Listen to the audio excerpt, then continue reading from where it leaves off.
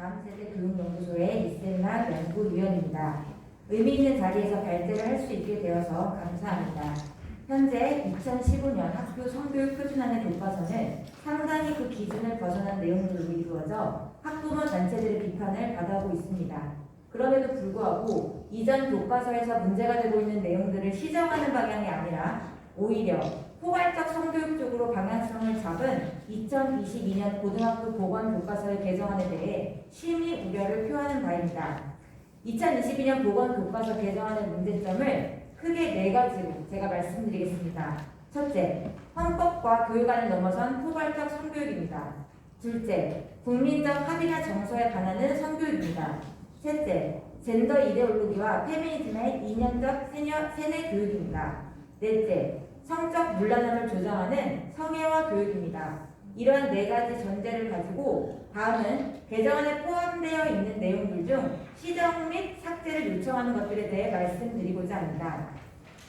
보건교과서 3-1의 내용을 보면 성의 개념을 생물학적인 성, 섹스, 사회문화적인 성, 젠더, 통체적인 성, 섹슈얼리티 등 다차원적으로 이해하도록 한다라는 내용이 담겨 있습니다.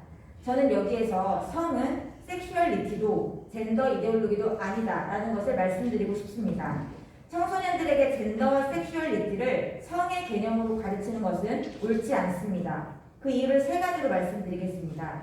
첫째, 성은 수정 때부터 남자는 XY, 여자는 XX의 성 염색체로 결정되며 약 40조에서 60조 되는 모든 세포에 포함되어 있기 때문에 절대 바꿀 수 있는 것이 아닙니다. 둘째, 청소년들의 이성의 뇌는 24살이 될 때까지 완성되지 않기 때문에 감정에 따라 성별을 결정하는 젠더 교육은 청소년들에게 적절하지 않습니다.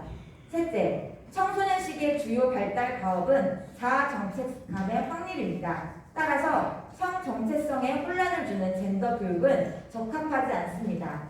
실제 연구 결과 10대 이후에 성 정체성에 혼란을 겪은 다수의 청소년들은 80에서 90% 정도가 원래의 성으로 돌아간다는 보고가 있습니다.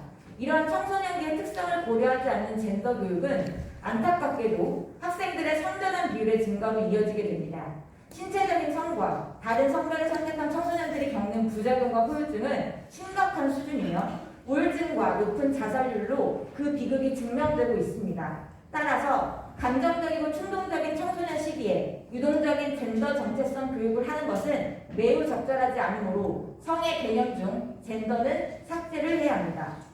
다음은 성의 개념의 3번째로 나온 섹슈얼리티에 대한 부분입니다. 성교육은 기본적으로 보편적이고 전통적인 문화를 바탕으로 기본적인 성 개념을 먼저 배워야 합니다. 성의 개념은 몸과 마음이 합쳐진 성품성이라는 한자어로 되어 있습니다. 그런데 성적인 호기심이 많아지고 실제로 미디어를 통해서 음란한 성 정보를 얻게 되는 청소년의 때에 섹슈얼리티 교육을 이 성품에 대한 교육보다 우선한다는 것은 오히려 왜곡된 성인식을 확립하게 만들며 성적인 쾌락만을 부추기는 교육이 됩니다.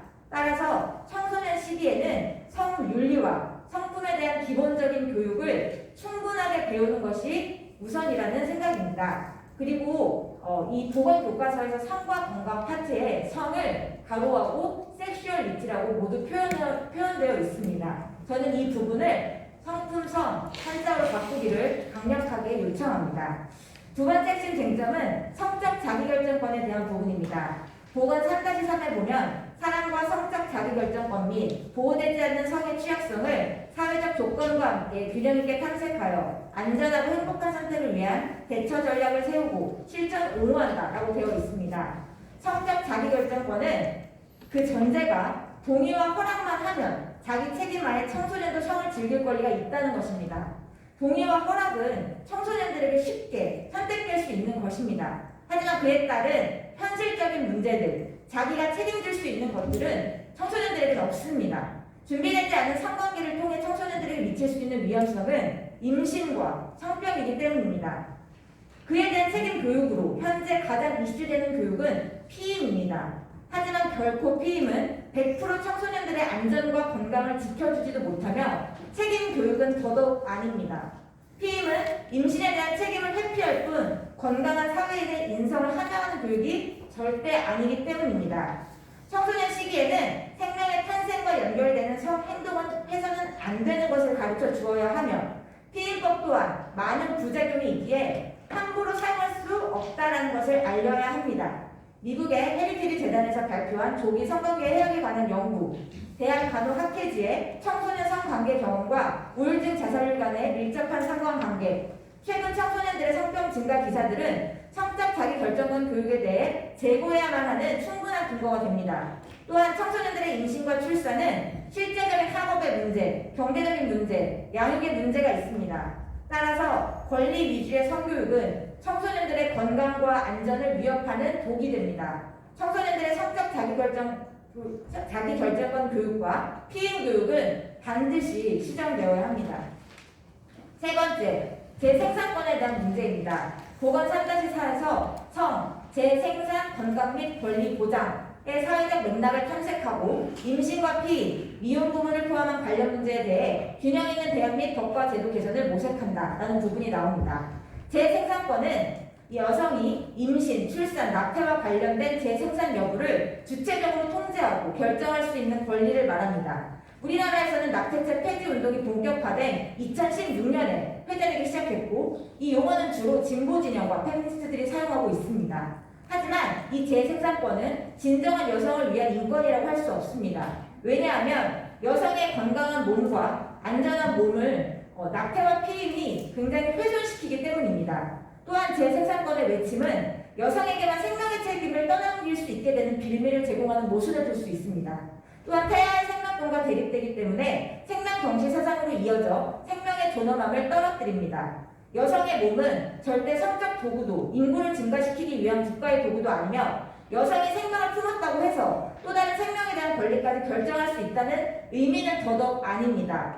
건강한 사회를 이루고 국가 발전을 위해서 결혼, 부부, 가정, 임신, 생명, 책임, 양육에 대한 소중함을 먼저 배우는 것이 중요합니다. 이것은 우리나라의 국가의 존폐로도 이어지는 교육이기 때문에 단순한 문제가 절대 아닙니다. 재생산권은 현재 국내외적으로도 여전히 논란의 중심에 있으며 유엔의 다른 규약들과도 충돌이 있고 재생산권 용어 자체에 대한 국민적 반감도 무시할 수 없기 때문에 재생산권이라는 용어를 보건교과서에 쓰는 것은 적절치 않으므로 삭제해야 합니다. 마지막 네 번째 핵심 쟁점은 성인지 관점에 대한 부분입니다. 보건 3-5에 보면 성 건강을 위협하는 문제들을 성 문화 및 성 역할과 관련지어 탐색하고 성 미디어 리터러시 향상을 포함한 개인 및 사회적 대안과 제도 개선을 제안한다라고 되어 있습니다.